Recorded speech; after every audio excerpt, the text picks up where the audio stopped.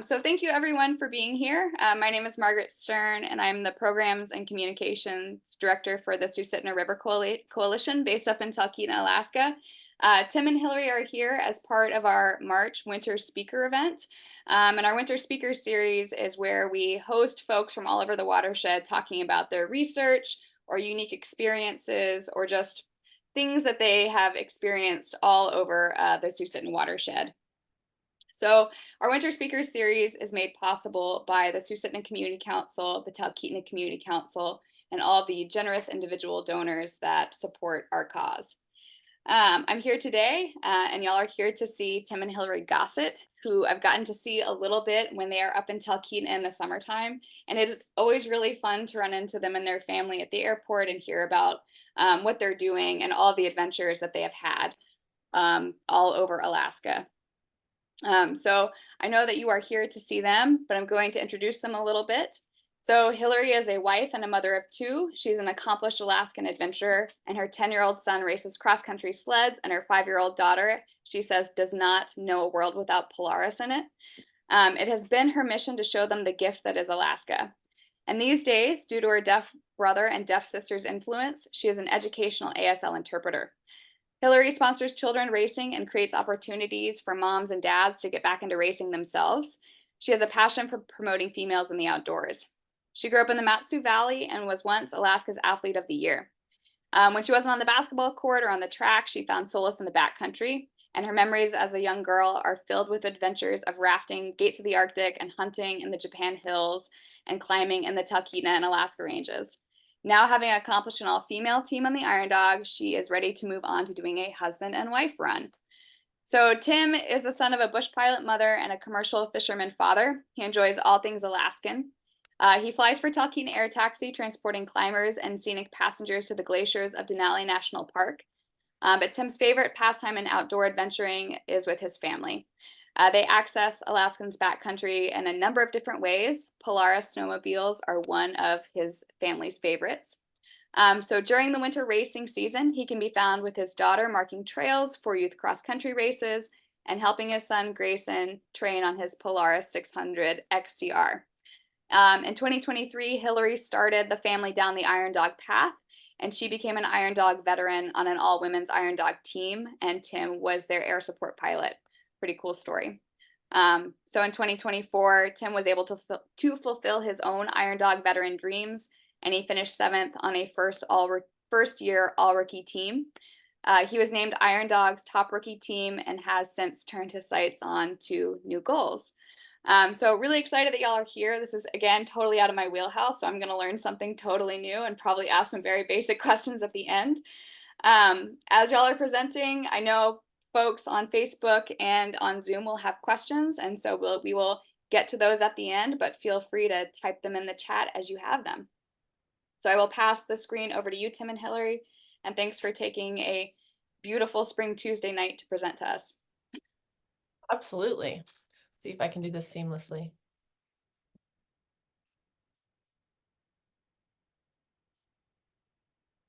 So what do we have? Who are we and why are we here? We had a really great introduction that we just got, but basically I think that beyond our accomplishments as adults, bringing it just back to who we are as people, Tim and I have grown up in the Susitna Valley. We now raise our 2 children in the traditions of an Alaskan upbringing, which means chasing a lot of adventures. Both of us are, as we had said, avid adventurists. And so every weekend we're filling our days with more adventure than not. Probably sometimes our children are envious of those who sit on the couch. But we were born and raised, well, not born, but raised in Wasilla. We're educated through the Susitna School District. We're passionate about the fact that our children are also being educated through that same school district, raised with our peers that we knew as children who have their own children. And I guess we're excited to share a little bit about what some of the fun is that we like to have. Do you want to add anything to that? So these pictures that I have here up to are from our time in Talkeetna in the summer. So the first one off in the corner have packed in there our 2 children, Grayson, who is 10, and Parker will be 6 on Friday, and our bikes. So if it's not enough to just go mini boating, we like to go mini boating and then bike riding, mountain biking after we get there. And then the next photo is on, what's that ridge spot called? Secret. Secret, can't tell you guys. It's a really cool place. And we've been lucky enough to spend a couple of our anniversaries there. So as you mentioned, in 23 and 24, we were able to accomplish our Iron Dog goals. I myself was on an all-women's team with Ashley Wood. Ashley Wood was actually in the ambassador class this year. The ambassador class is a really cool opportunity that takes multidiscipline athletes and journeys them up through the various villages all across the Iron Dog Trail to educate on winter travel, helmet safety, and the facts of Iron Dog and racing. She was also partnered up with Dee Dee Johnrow, who was on that same ambassador team, which was a pretty awesome experience for there to be so many women on the trail educating other women and young girls. I think personally that's a really important thing for young women to see, is women who come before them kind of guiding them through that. And then in 24, my husband and his teammate Joseph Google became veterans, also in their rookie year of racing the Iron Dog, and they placed 7th and were rookies of the year.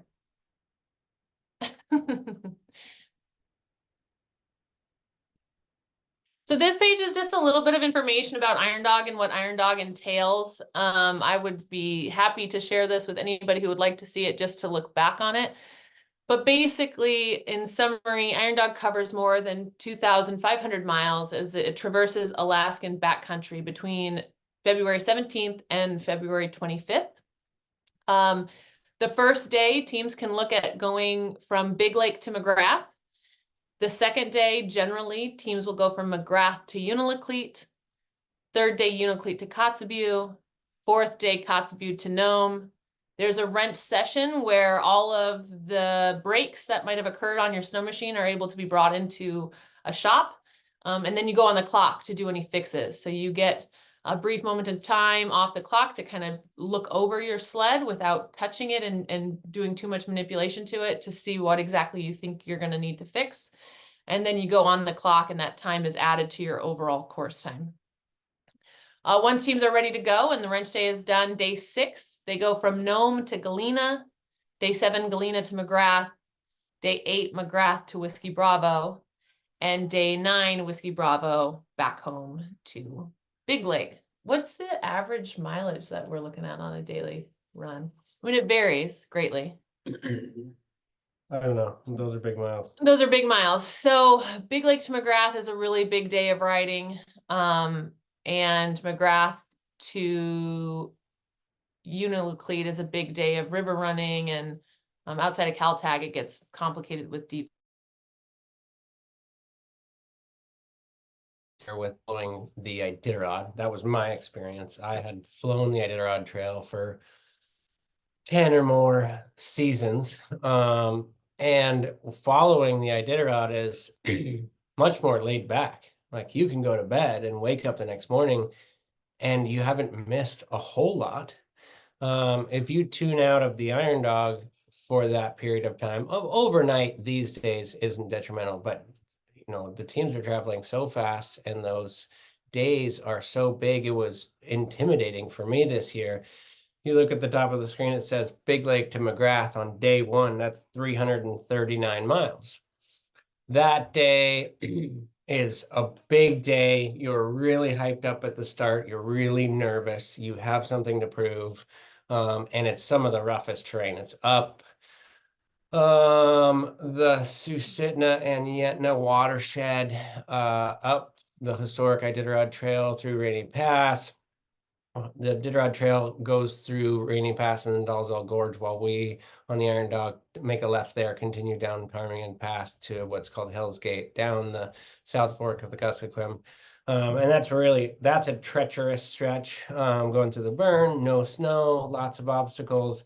many opportunities to break things. Personally, my teammate and I had the most trouble that day. I crashed in Ptarmigan Pass, broke my windshield, broke my airbox. A piece of the airbox went down into the engine and was making the throttle stick wide open. We had to stop and fix that. And Hillary's much more conservative and doesn't break nearly as much stuff as I do. And then my teammate crashed in a copse of aspen trees outside of Nikolai. Really tight trees, really tight to the trail, easily just hooked off the trail, hooked a ski, the whole side turned sideways, broken arm. You have the arms with us, so we were able to fix it. But yeah, day one, 339 miles. Day two, 419 miles. Some of that is the Yukon. You've gotten out to the Yukon, so those longer river stretches can make the mileage add up, and it isn't as difficult of miles. For me, day two was the hardest. For to Poor Man is a really long, desolate stretch. Luckily for me, everybody that I talked to, all of my peers, made it sound much worse than it actually was. So It was a good year on the trail through that stretch, from what I've heard. it was. But I think, yeah, generally people talk to me about the trail and they use really descriptive words, and they're generally very doom and gloom. And then I get in my own head, and,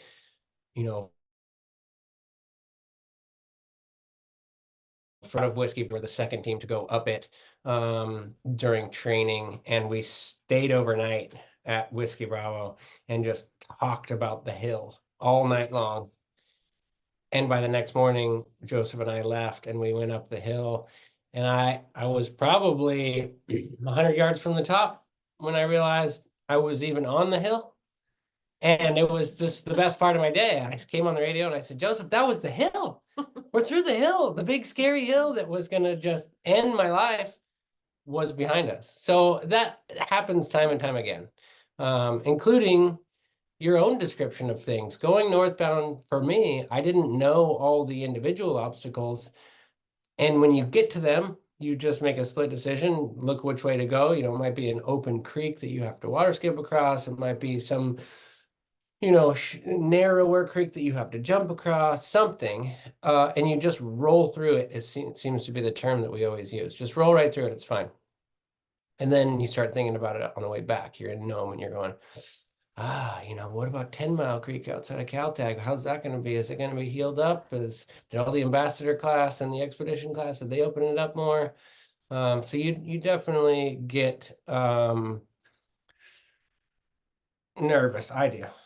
But yeah, day one, 339 miles. Day two, 419 miles. Day three, 382 miles. Day four, 342 miles. So that's back to back to back to back. And they tell you to emulate that in training, but I can never make myself go 400 miles in a day in training. Then you stay in Nome. Then first day out of Nome, 432 miles, the biggest day. Then it started to kind of ramp down. This is an idealistic schedule. If you've had any sort of issues, problems mechanically, you're going to have to declare a layover and stop. And then you're going to kind of be behind the curve, and your mileages will differ. But for us, luckily, we were able to stay right on schedule. On the way southbound, Ruby to McGrath, 250 miles, Nikolai to Whiskey Bravo, 196 miles, and then Whiskey Bravo to home in Big Lake, 143 miles. So those days kind of ramped back down. And I think that it's funny because at this point, we're so used to doing these long pushes that we say like, it ramped down. It was like 143 miles.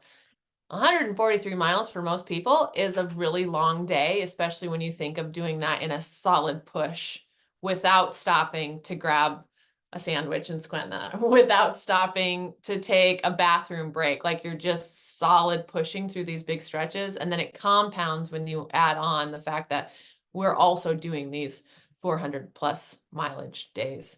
Something that I found when I did the race to be a very interesting experience is that, like Tim was saying, you're passing through these stretches and some of them are a bit crux situations.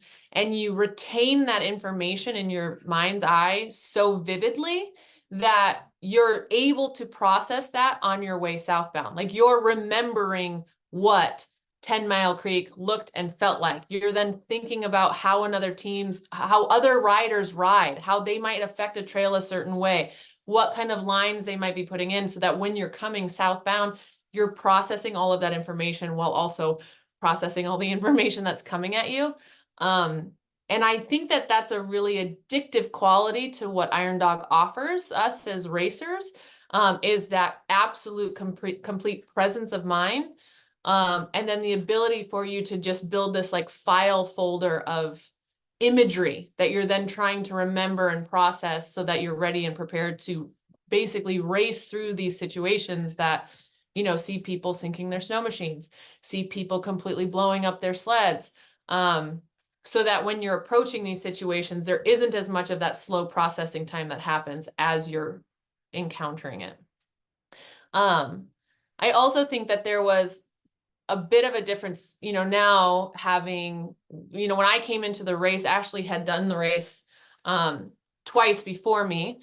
Her and another female teammate had tried to do it. And so she came with this wealth of knowledge and information and experience that she brought to it. Now, having been able to have an Iron Dog experience as a racer myself and then a support wife, it's really interesting to see how your prep for going into the race differs. Not just for like team to team, but racer to racer. There's different kind of philosophies that racers have when they go into prepping for Iron Dog based on their own strengths and weaknesses and skill sets, and then mission that they're trying to put together for their team. And so a lot of people refer to Iron Dog partners as like your Iron Dog wife or your Iron Dog husband, because it's your partner, but it's this really big, it's a commitment to each other and a common goal that's very similar to like a marriage that you're encountering. You're coming together kind of from different work out, then you're immediately forcing yourself into these situations. I wouldn't say that they're necessarily life or death. They could be. No one has died on the Iron Dog race, but because I feel like a big part of that is because of the preparation that goes into it. And so, the only people that you have with you, obviously you have your supports that are maybe at checkpoints or in the air or at home, but it's just you and one other person having these really intimate, visceral experiences with one another on the trail that no one else in the world is having except for you two people going down the trail together. And so I would assume that maybe this is how mushers feel with their dogs that go down the Iditarod Trail.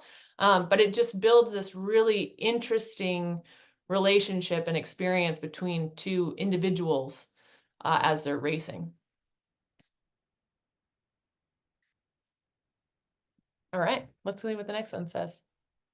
So this next slide is myself and Ashley in 2023.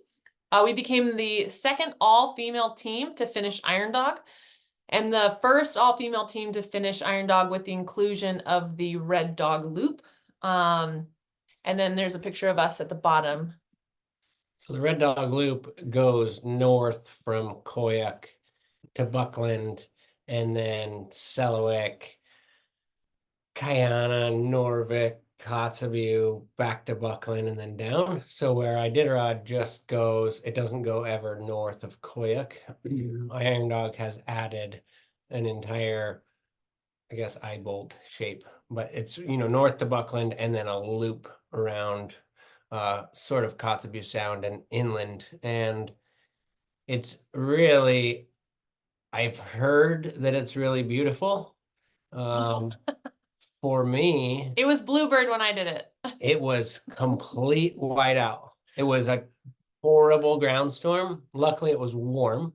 But it was similar to traveling with a 5-gallon bucket on your head, or your head inside of a glass of milk. Like, you couldn't see anything. There's very little vegetation.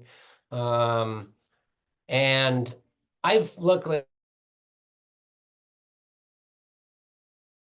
they're out on tours up into the Brooks Range in both the summer and the winter. I mean, I've come across polar bears in the summer on the coast, right very near where we were racing. And so I could picture what the terrain was. But at one point I came on the radio to my teammate and I joked, well, the scenery is beautiful. We couldn't see anything. He couldn't get more than, I'd say, 3 snowmobile lengths in front of me, or I could not see him. And we luckily have 2-way radios. There's a push to talk on our handlebar, and the microphone and headphones are in your helmet. And so you can talk to each other particularly well when you're going slow and you're really close. It's a little bit harder when you're traveling fast at our normal speeds. But luckily through that ground storm, we could talk really well. The first day when I crashed in Ptarmigan Pass, we have a handheld GPS unit, slightly larger than like today's iPhones, but it's held on with a plastic like quick connect charging mount, and you can take it on and off easily. Well, that kind of sticks up slightly above the handlebars. The windshield's above it, but it's really flexible. So obviously when you tumble a sled through the really crusty snow and low snow in Ptarmigan Pass, that's one of the first things to break. So the GPS was fine, luckily, but the mount itself broke. So I put it in my pocket and then I didn't use it again. So the ground storm day, I didn't have a GPS at all. And I was on my team more familiar with the race and the terrain and the routing. I mean, even small details like, you're going to come into Koyuk from the south and then you're going to exit kind of to the northeast. I just generally know that, and I know what Koyuk looks like because I've been there. I've landed there. I've walked around. I've watched Iditarod mushers come in. I've watched Dee Dee John Rowe like crawling between her dogs, putting booties on there. Joseph had never been there, my teammate. So just those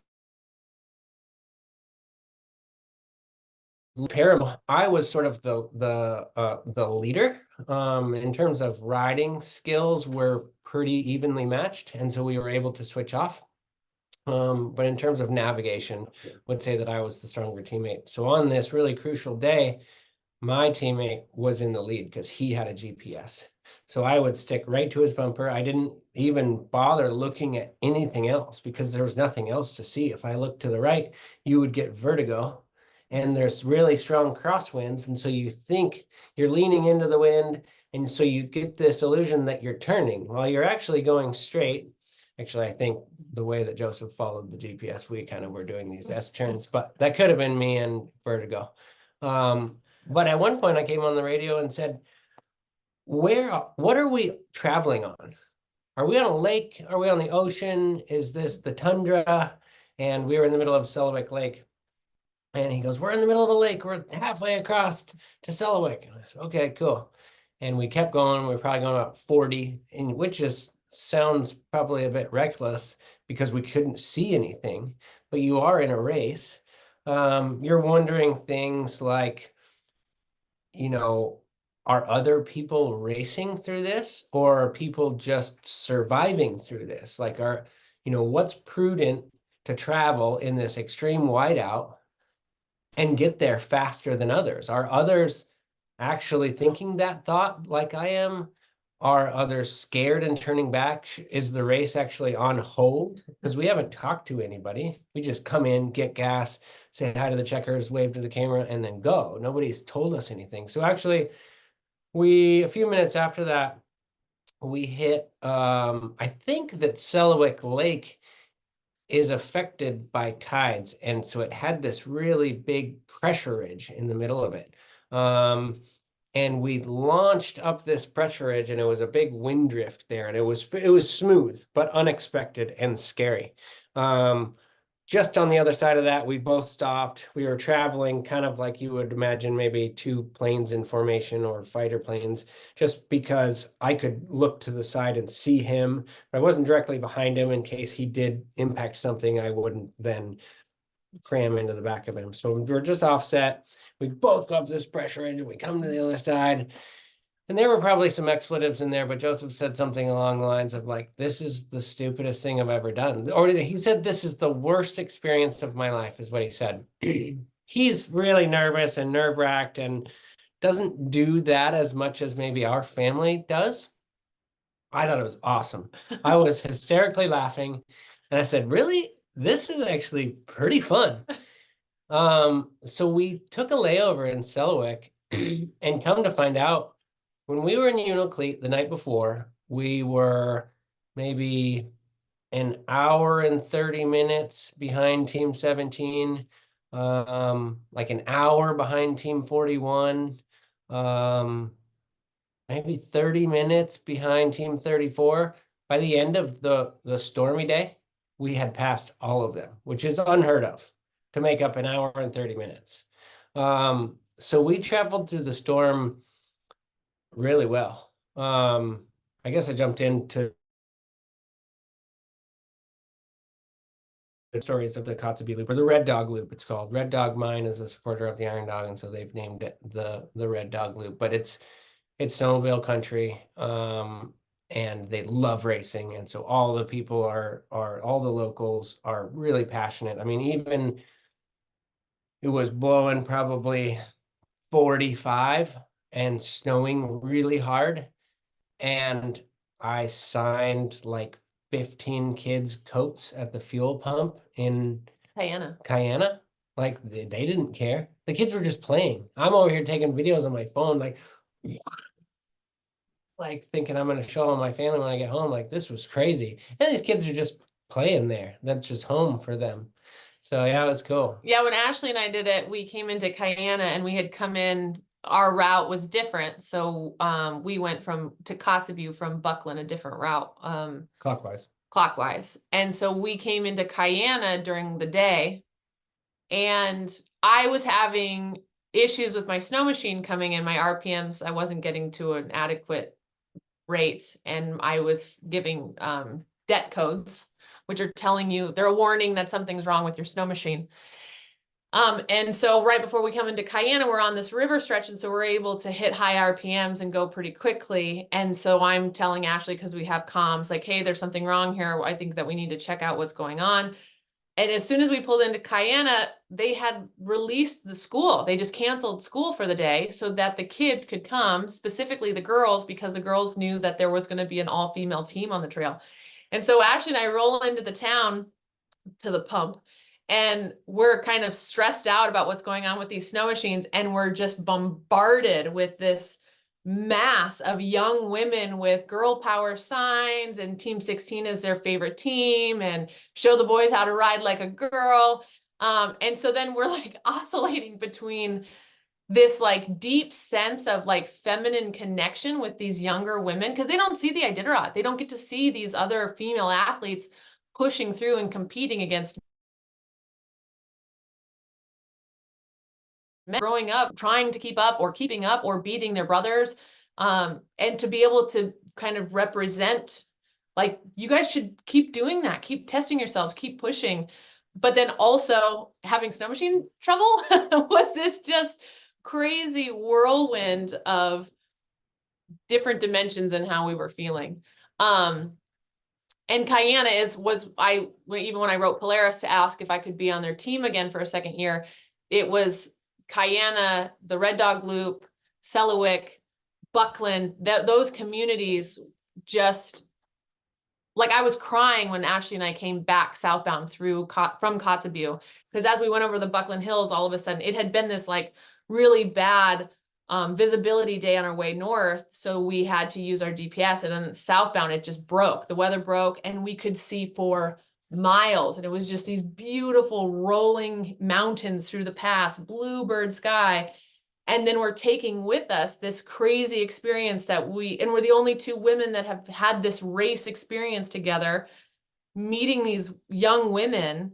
And I was crying coming back down the hills into Koyuk. It was such a surreal experience, which was very different than my husband's, because we had that little moment of sunshine. But it just also goes to tell you, like, you see racers who do this race, and families who are committed to what Iron Dog stands for. And you think to yourself like, oh, your rookie year or your second year or your third year. Oh, well, this team's done it hundreds of times. So obviously they have that advantage, which is true. There's an advantage, but every single year the trail changes, the route becomes different. You're encountering so many different factors that affect what that race looks like, that really every single year is a whole brand new year. The South Fork, when I went down it last year, was amazing. And this year, a lot of teams, a lot more open water. You want to add anything more about like Iron Dog Southbound coming back on our last day, specifically coming back into, I did want to do a shout out to Missy and Jackie. If you look at that bottom corner photo, Jackie and Missy were the original all women finishing team, and we were able to get a picture with Jackie there on the bottom, which for me is a really big thing, because I you know, racers are so competitive, and there's this idea that we're all kind of, we're competitive when the race is occurring and we're trying to win and we're trying to be our best. But what I have experienced in my time, which has been short, doing women's racing and trying to push the women's agenda in snow machine racing, is that I've gotten a lot of really positive, loving support from the women who have come before me, which I think is pretty cool. Let's go. You want to talk more about The Iron Dog?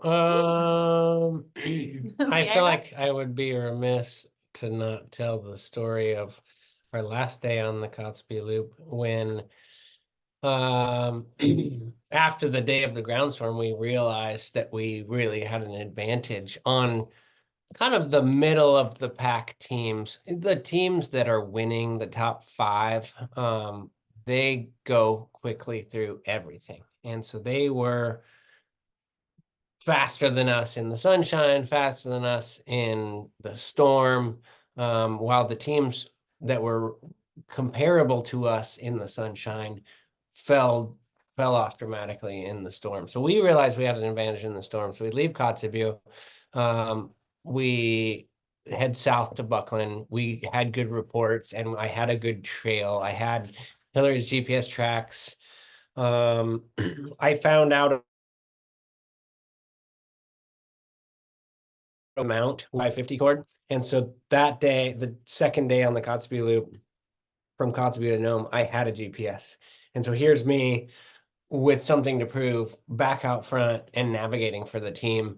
And I think my teammate would agree that it was a nerve-wracking day for him, because I on one, and we went across from Kotzebue down to Buckland. You have to cross the sea ice, and we're just, I mean, again, going 70 and you can't see anything.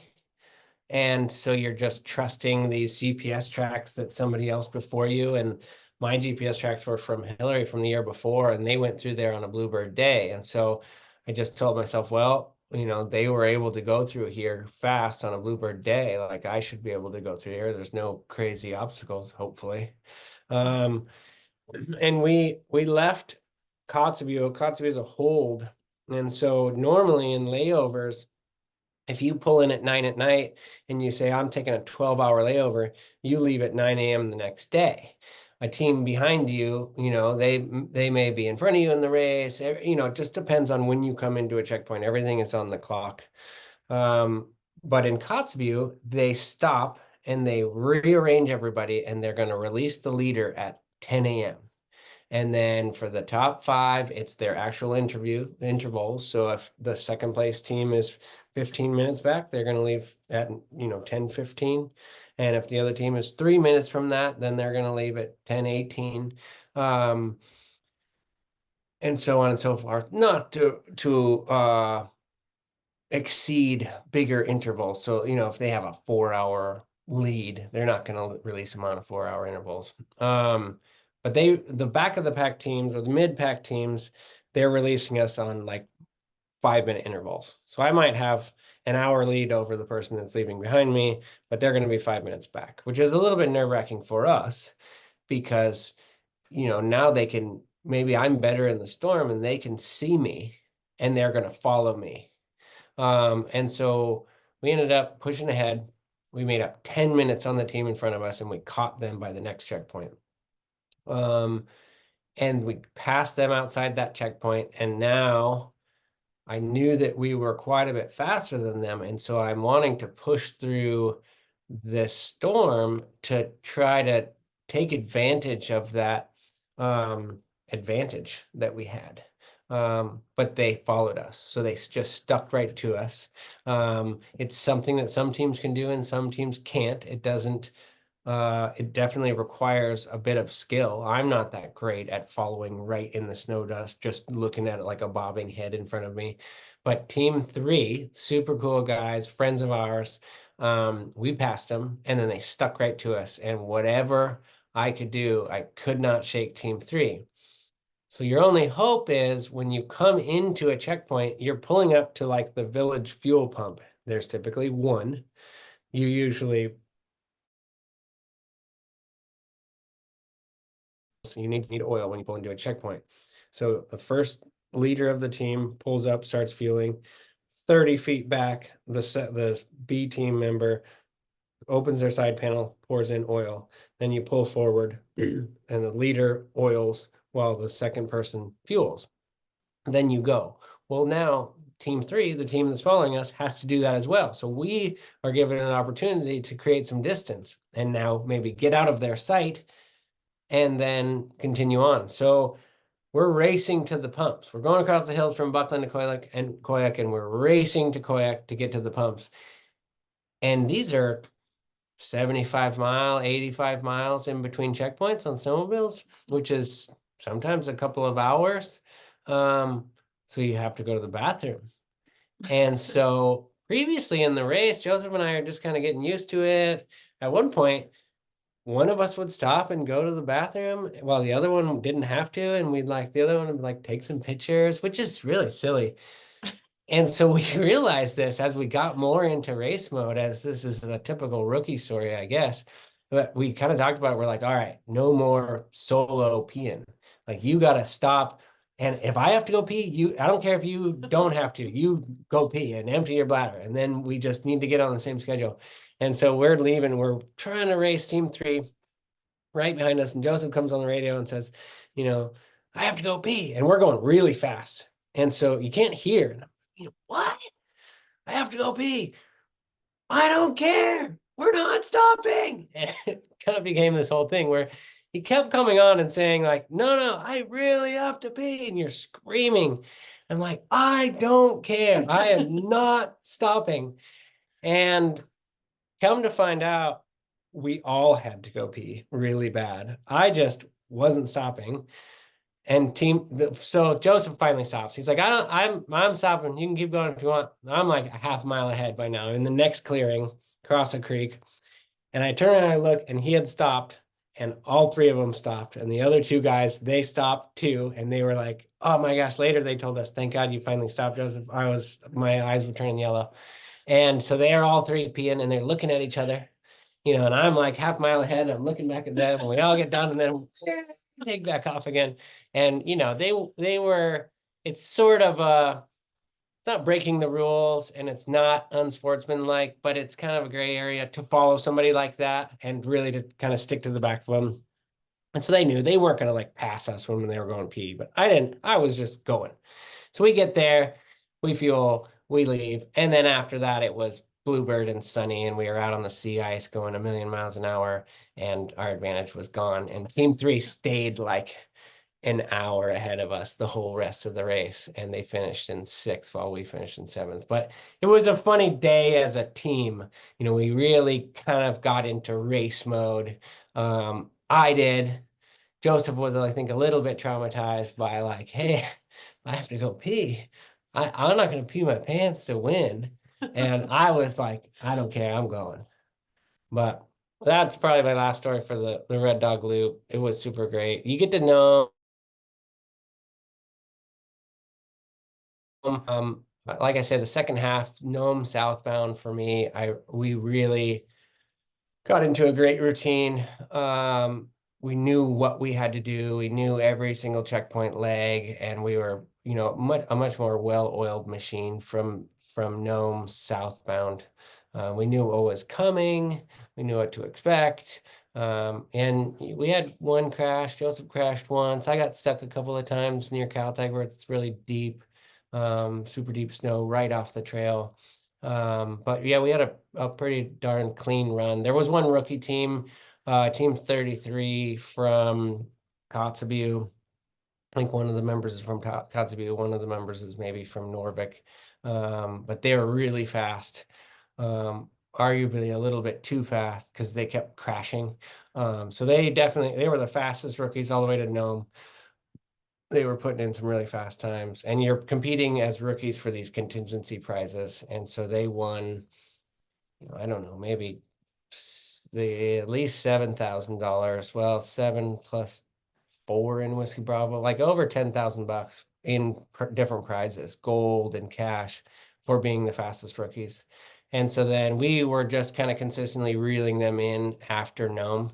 And then unfortunately they scratched due to a bad crash. They were both fine, but broke their machine really bad on the second to last day outside of Nikolai. But super great guys, really good competitors. But that was a kind of high profile race within the race for me this year.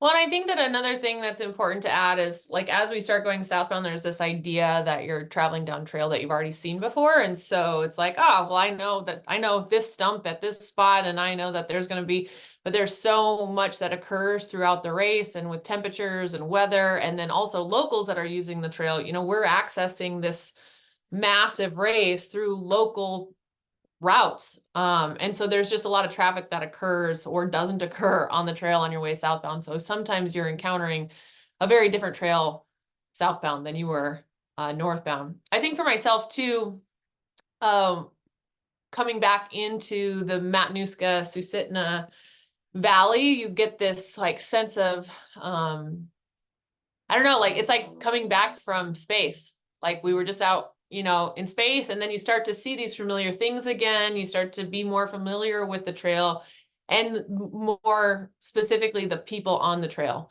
All of a sudden your friends, or like for myself, I work in education. So then you start seeing students that you work with who have gone out to their cabins to be able to champion you on as you're coming down the Yetna, which gives you like this added boost of excitement.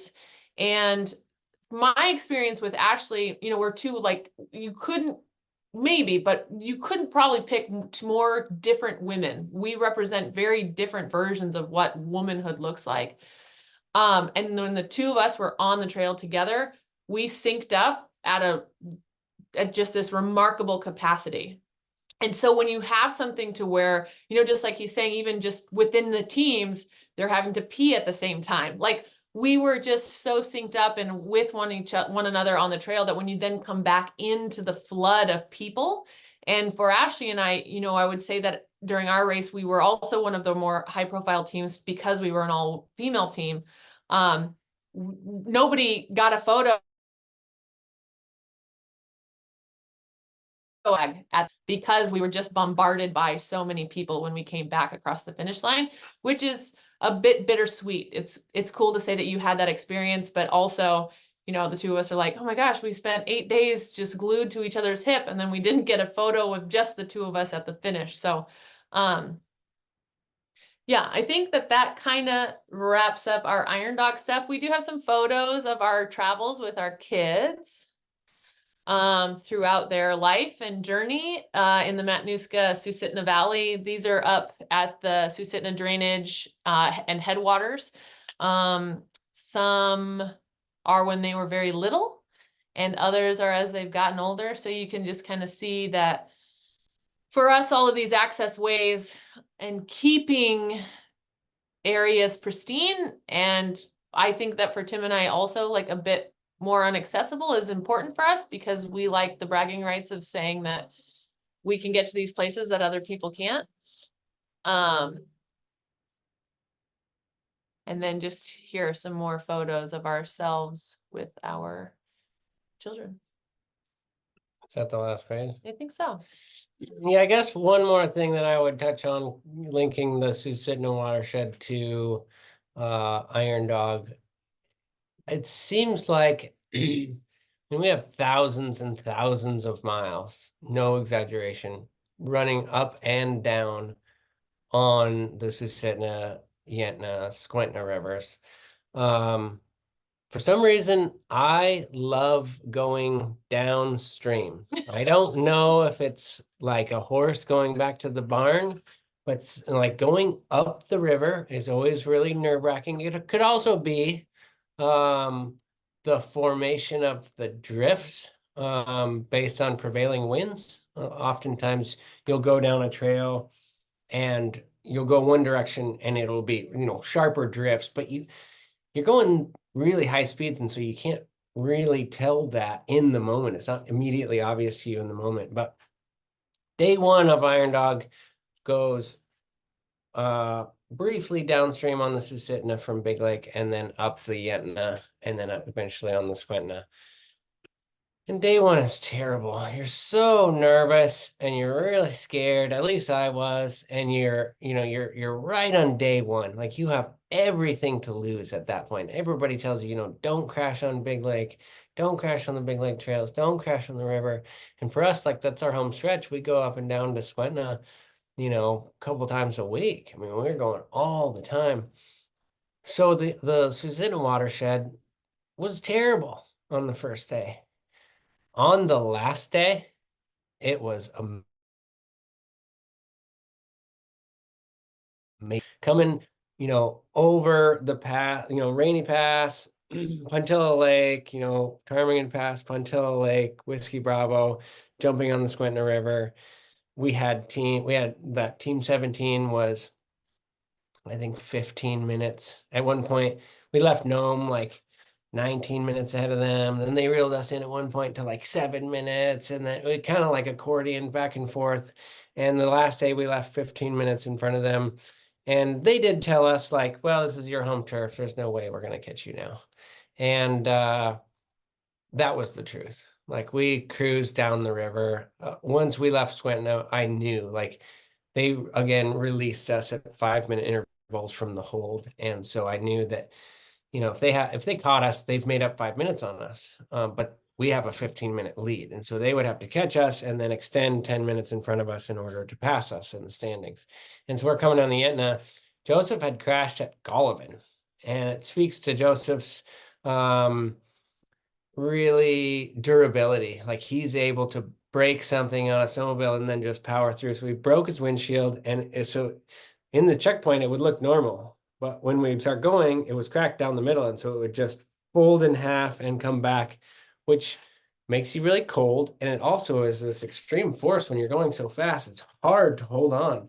And so we're coming down the Yentna River, and I'm just loving my life because I at the higher speeds, I was a bit more comfortable than he was. He thinks a little bit more about the risk and that he's the sole provider for his family. And he's thinking about the repercussions of a crash at that speed.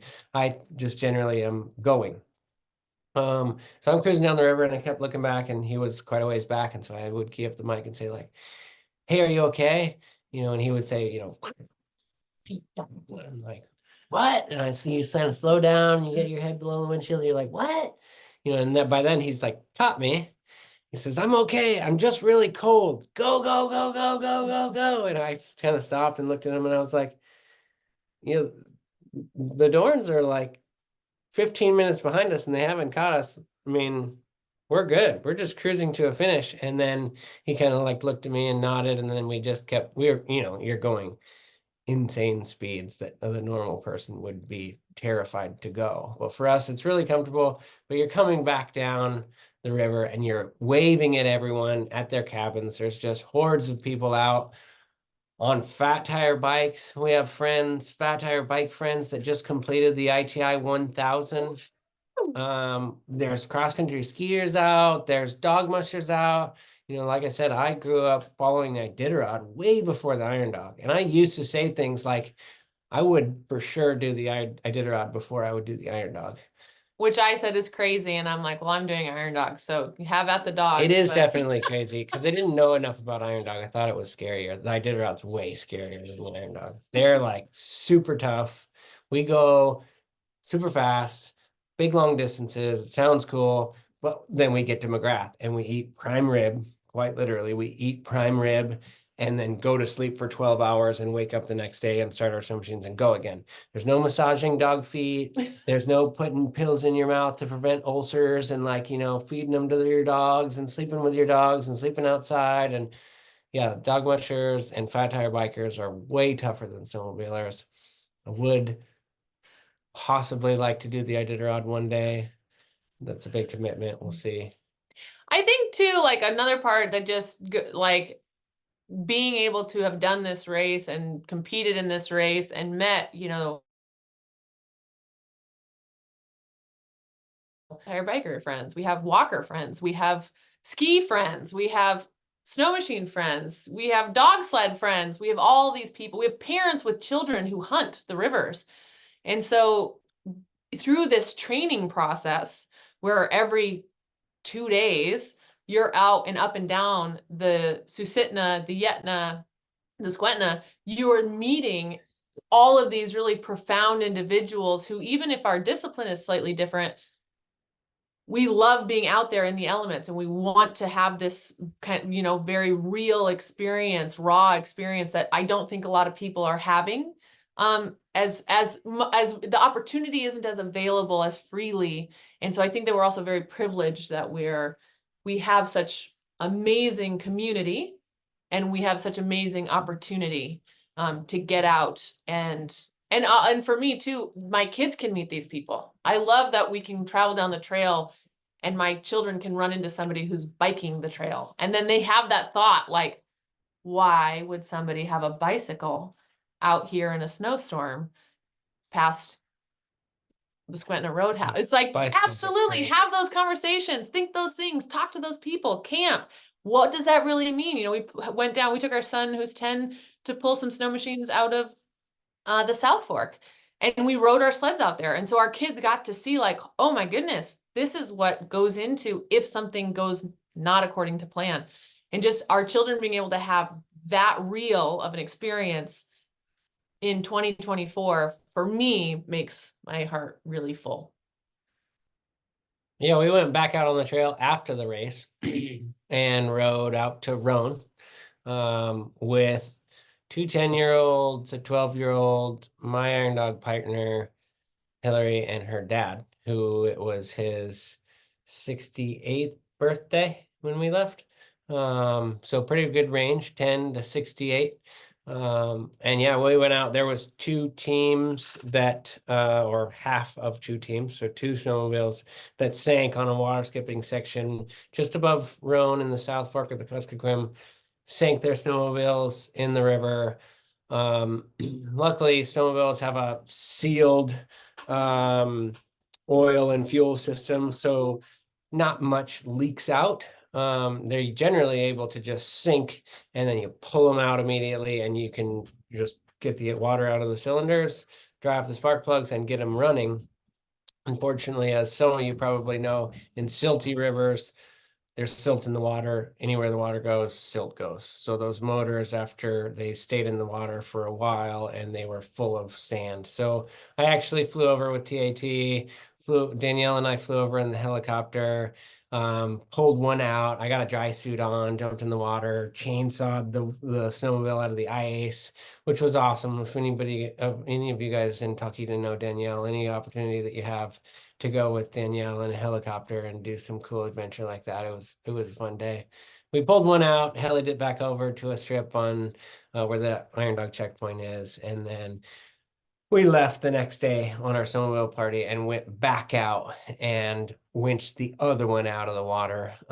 It was underneath an ice shelf, and we were able to cut the ice with a chainsaw and get it with a grappling hook and tow it out with our Iron Dog sleds. Our goal there was just to have a fun adventure and save some fellow racers the money.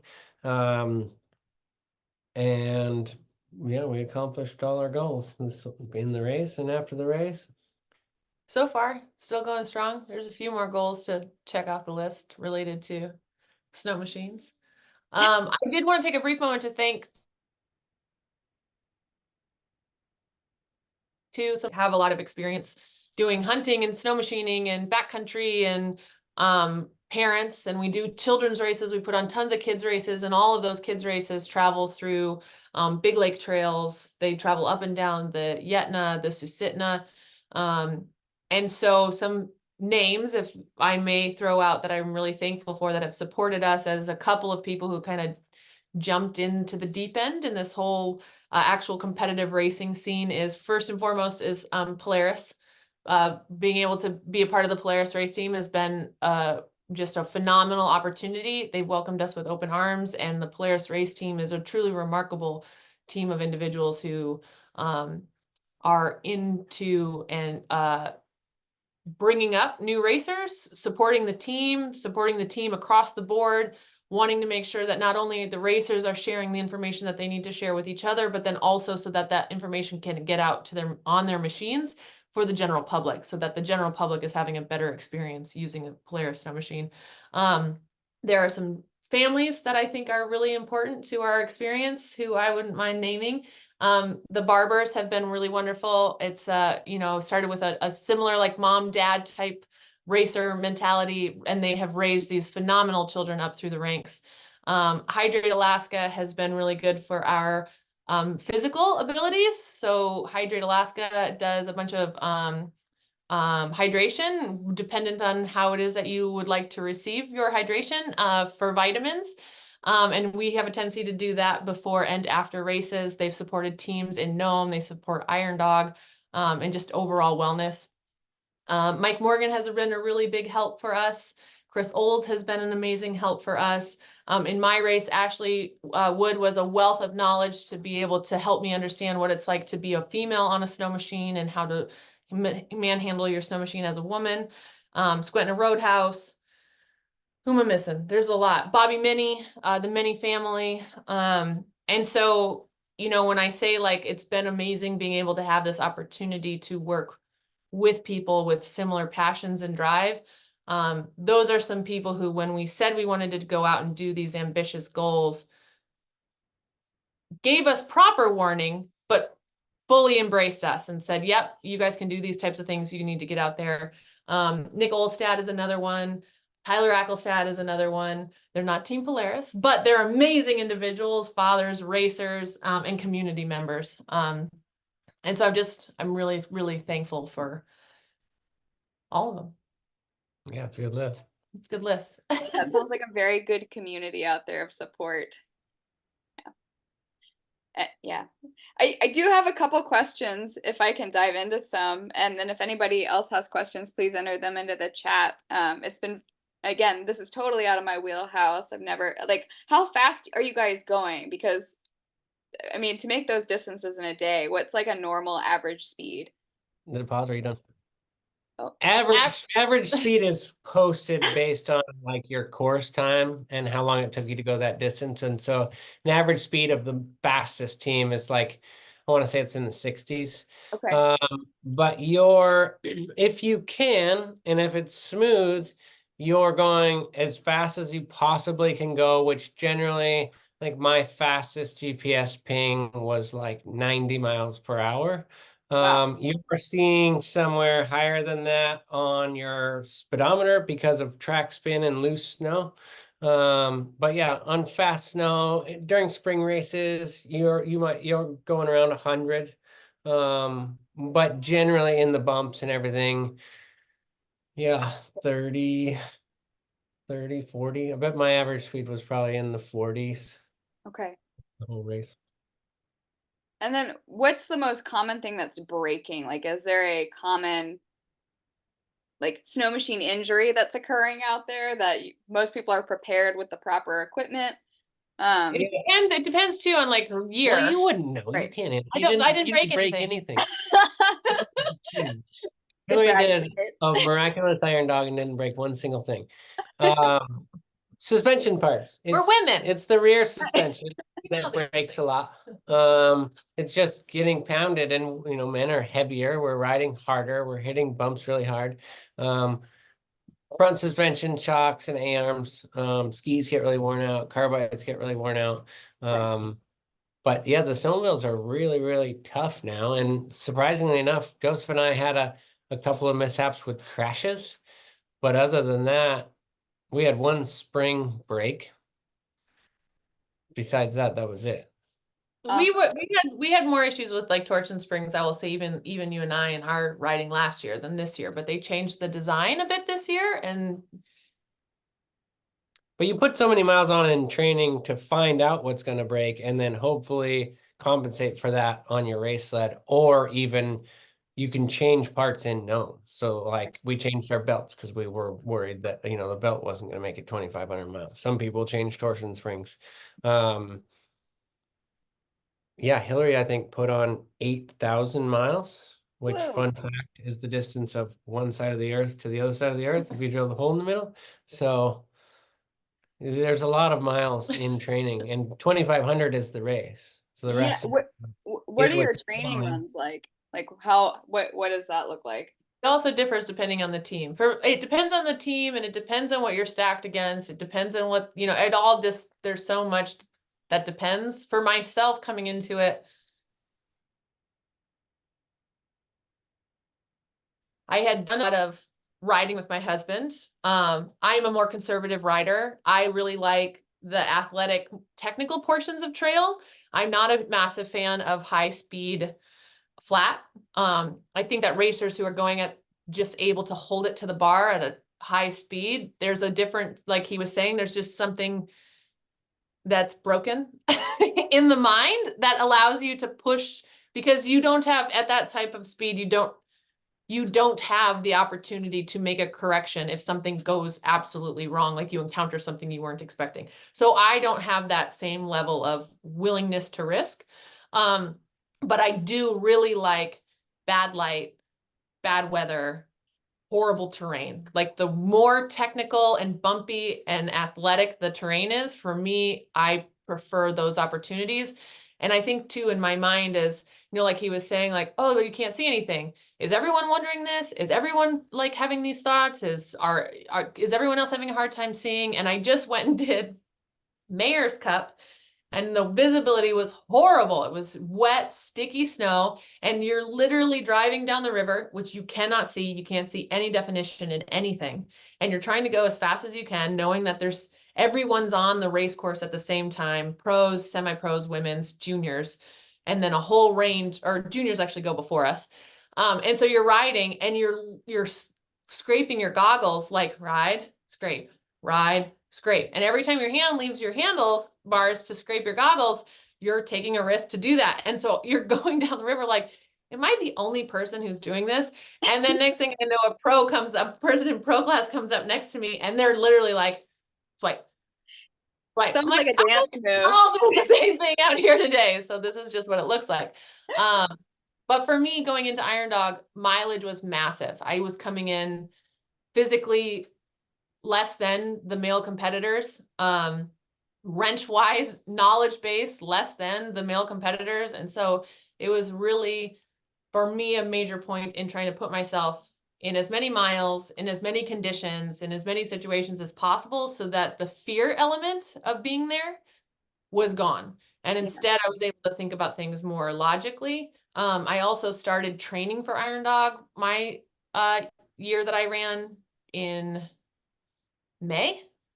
Like heavy training, but with cardio and weightlifting. And then once I hit August or October, I started moving to 2 days a week before I went to work for a full day of weightlifting and cardio, plus a bike 5 days a week.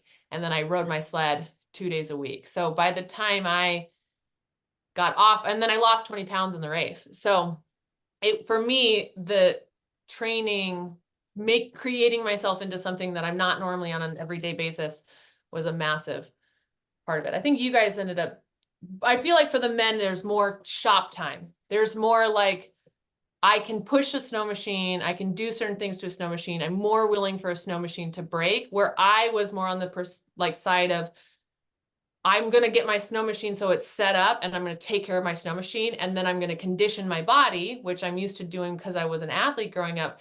So my body's going to be able to take the hits that I don't want my snow machine to take. And I feel like men, it's not so much the same.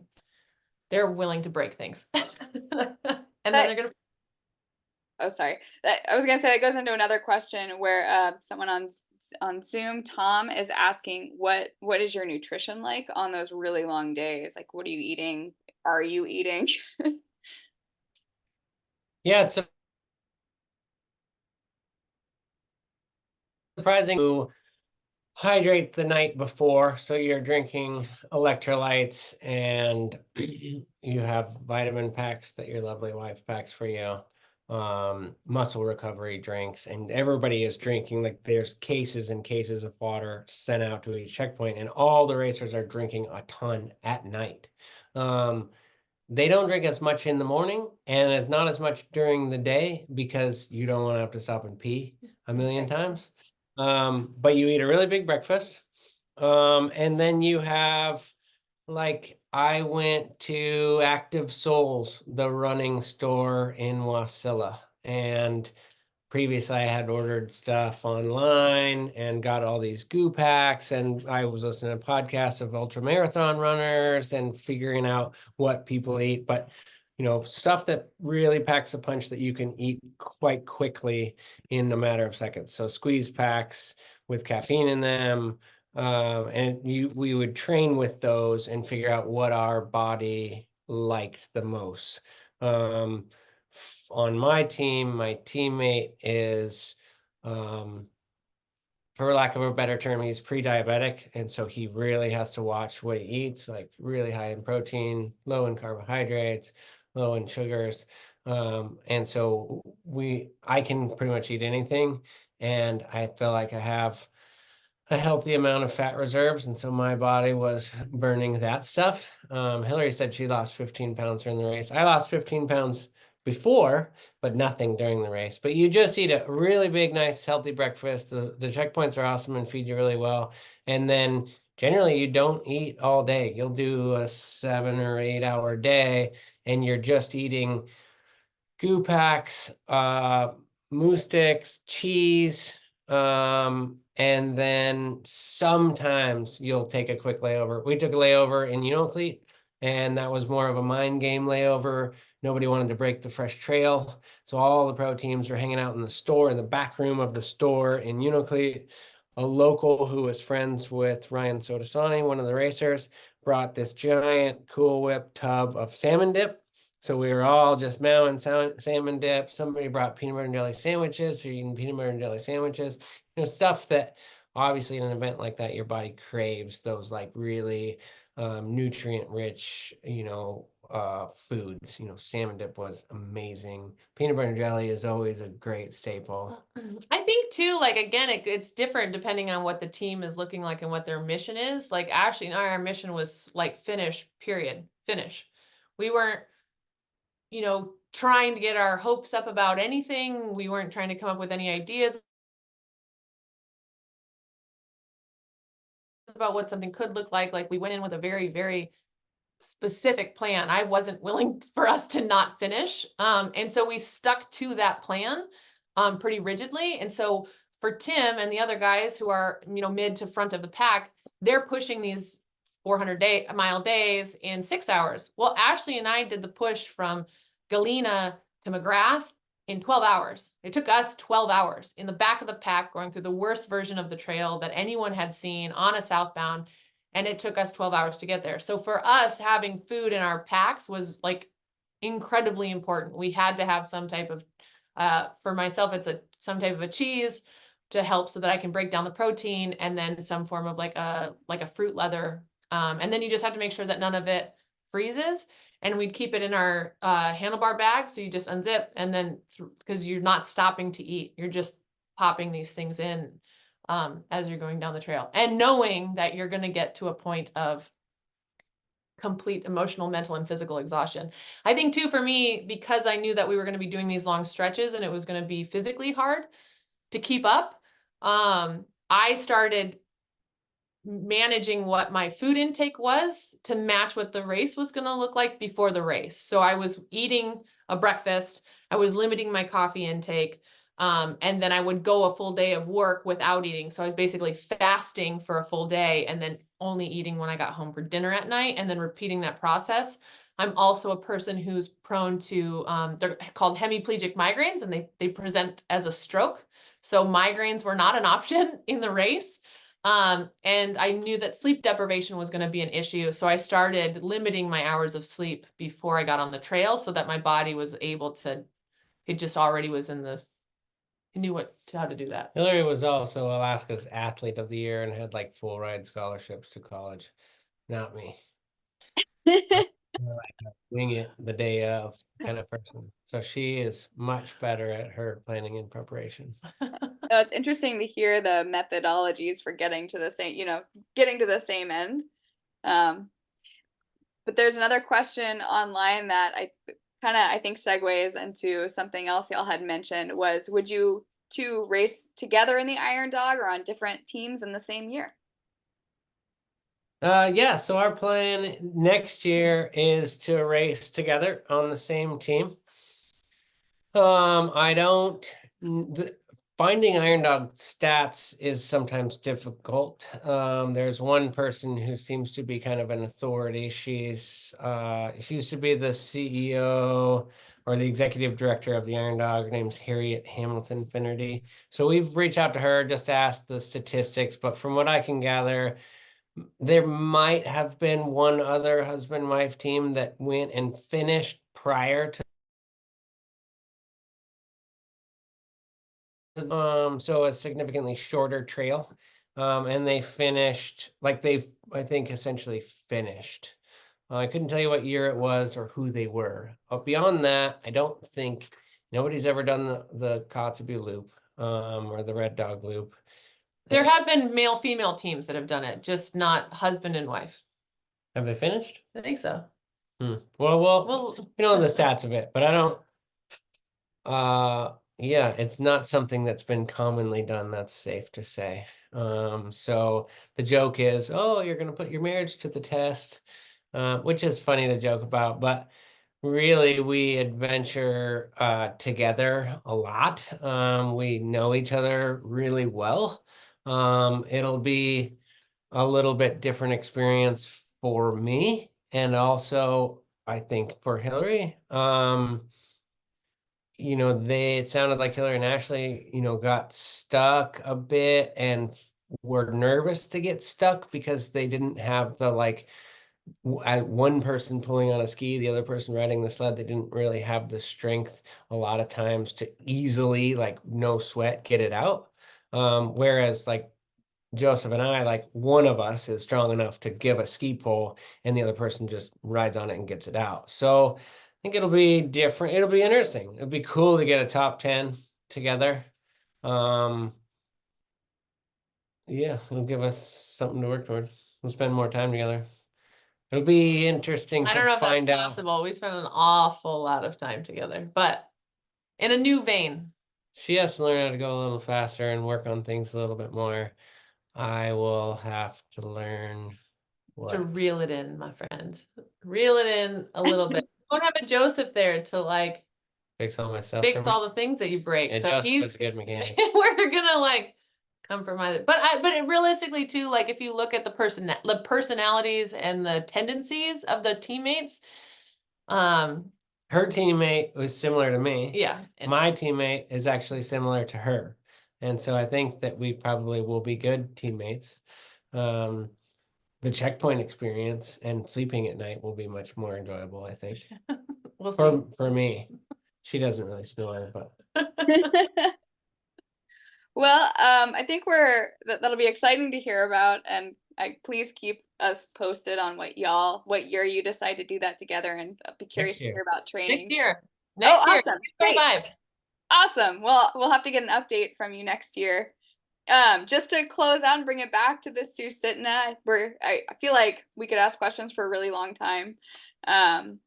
But what is your favorite part coming back into the Susitna drainage? Do you have a particular landmark on the trail? Anything in particular stand out to you when you returned?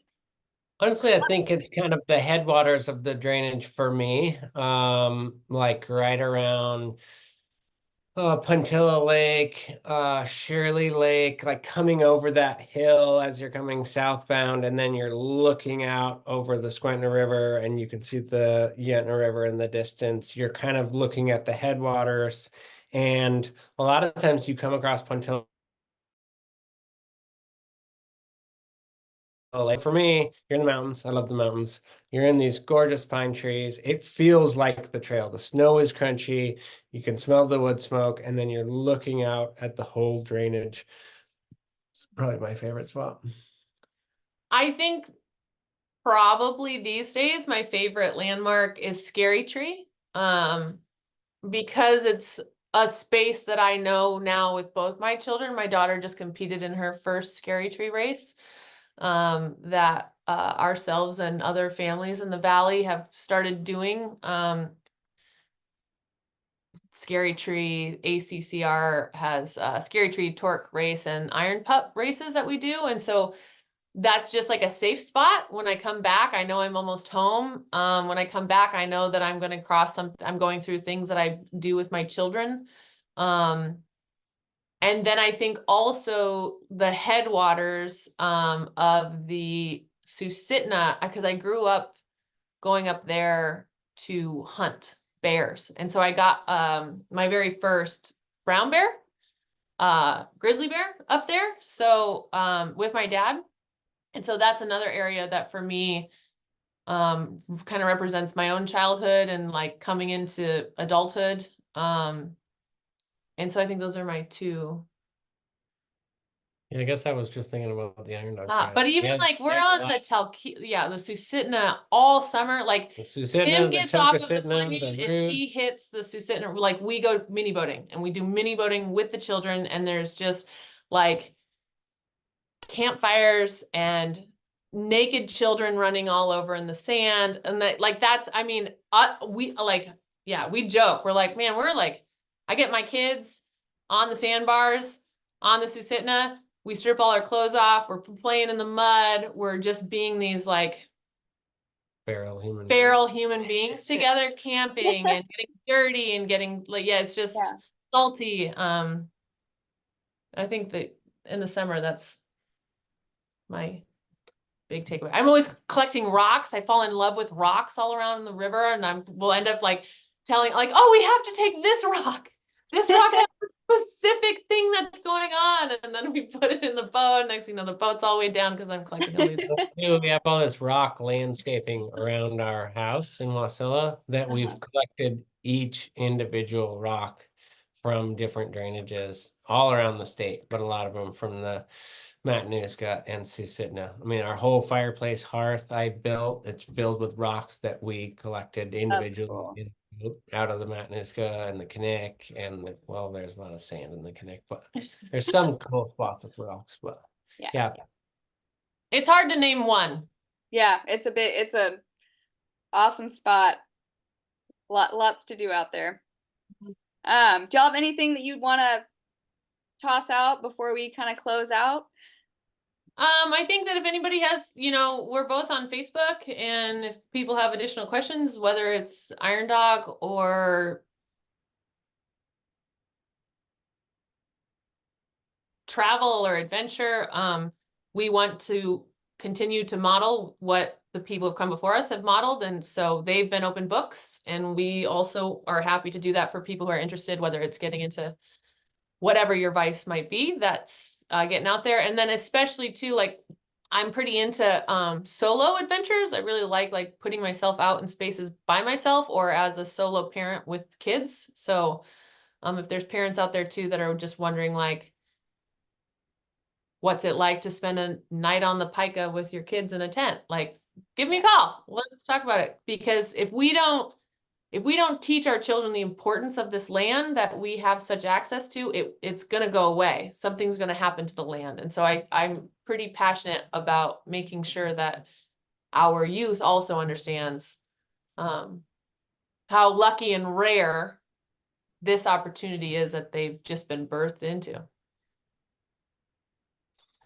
Yeah, I feel like we have a pretty diverse life. Like we essentially migrate from Wasilla to Talkeetna, which, if I could say, those two communities differ quite tremendously in some ways. They are also alike in others. But we consistently feel like while we connect with all of our friends and peers on a lot of levels, we also feel like the outsiders no matter where we go. Like, I feel like I go to Talkeetna and everybody thinks I'm this just raging Republican redneck. And then I go to Wasilla and everybody thinks of me as this total liberal, Talkeetna person. And we're somewhere solidly in the middle. And we try to balance, create that sort of balance in our life so that we can empathize with both sides and not necessarily play teams, but to come up with our own opinions and our own stances on things. And definitely when it comes to being out there and utilizing the landscape, we want to be good stewards to our environment. And that's something that bleeds over into both sides. That's something that I don't hesitate to speak out about, no matter who I'm around. I got into an argument with my teammate in the shop this winter when he said something about, the middle of nowhere. I'm sure you can imagine there's lots of sayings for the middle of nowhere. And he said, it's a such and such and such. And I went, why do you describe it that way? Like, it's not the middle of nowhere, it's the middle of everywhere. Like, it's amazing. Like, you're out there and you're just describing this landscape that way. Like, what about the squirrel over there that's in that tree? Like, this is his home. And it's beautiful here. I mean, I like to argue also. And so I got really passionate in this whole defense of the wilderness. And it was a funny conversation. But yeah, we really like to be stewards of the land, and we like to access the land, and so we're not all non-motorized, and we're also not polluting the environment. So we're somewhere solidly in the middle, hoping to be, advocates of the landscape and in our way of life, whatever that may be. Awesome. Well, it's always fun to kind of hear. I always hear little snippets about what you guys might have been up to here. Like, oh, they went on this, they went on this adventure with their kids, or seeing your kids, or, in the helmets running around the sandbar. And it's just fun to see all of that and hear There's about helmets. all that you The guys helmet do. is a common denominator in all. Helmets. We are big advocates for helmet wearing. We should have had a whole slide with different With just helmets. helmets. We have helmets for every occasion. No, that's Yeah. awesome. Yeah. Well, thank you guys so much. I really appreciate you again taking the time to share your stories here tonight. I know, again, it's a beautiful March evening. It's hard to be inside. So thank you for taking the time to share about something that is, again, totally out of my wheelhouse, and it's really fun to hear about. Cool. Thanks for having us. Yeah. See you this summer. Yeah, definitely. And just so folks that are still watching, Susitna River Coalition will be going to all the sportsman shows this spring. So we will be in Wasilla at the Mat-Su Outdoorsman Show, April 12th to 14th, up in Fairbanks from April 19th to 21st. And I'm not positive on the Kenai dates, but we will have that all posted. If you're interested in what the Susitna River Coalition does, please visit our website, susitnarivercoalition.org. And again, thank you guys so much for joining us tonight. Thanks for having us. All right, have a good one.